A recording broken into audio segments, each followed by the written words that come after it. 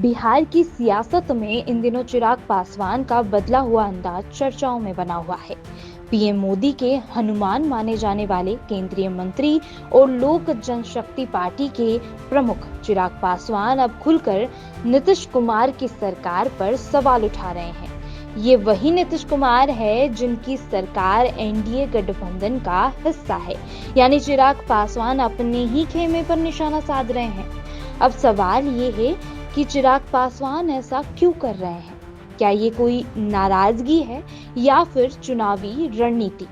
बीते कुछ हफ्तों में चिराग ने कई बार बिहार की गिरती कानून व्यवस्था पर नीतीश सरकार को घेरा है। उनका कहना है कि राज्य में आपराधिक घटनाएं एक के बाद एक हो रही है और प्रशासन अपराधियों के आगे नतमस्तक दिख रहा है। उन्होंने कहा, कार्रवाई तो होती है, लेकिन सवाल है कि अपराध हो क्यों रहे हैं। पुलिस मोबाइल को ट्रैक इसीलिए नहीं कर पाई क्योंकि पुलिस की मंशा नहीं थी।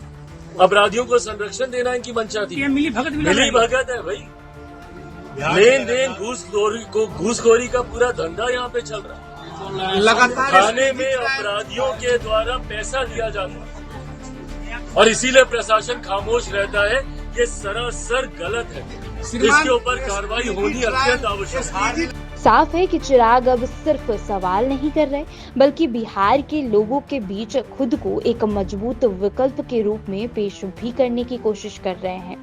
अब इसे हम इस तरह से समझ सकते हैं कि बिहार में इस साल के अंत में विधानसभा चुनाव होने वाले हैं और इस वक्त चिराग पासवान की पार्टी के पास विधानसभा में एक भी सीट नहीं है।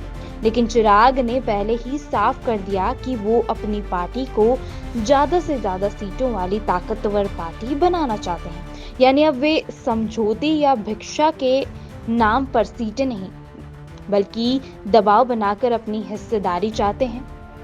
तो क्या ये चिराग की नीतीश पर दबाव बनाने की कोई रणनीति है या फिर चिराग एनडीए से अलग रास्ता चुनने की तैयारी कर रहे हैं?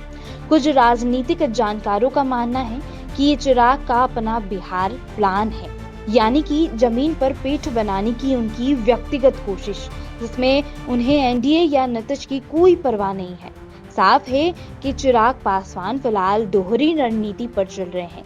एक तरफ केंद्र में मंत्री पद में मोदी के साथ नाता कायम, तो वहीं दूसरी ओर बिहार में नीतीश को घेरकर अपनी सियासी जमीन मजबूत करना। आपको इस पर क्या लगता है? अपनी राय कमेंट में जरूर बताएं।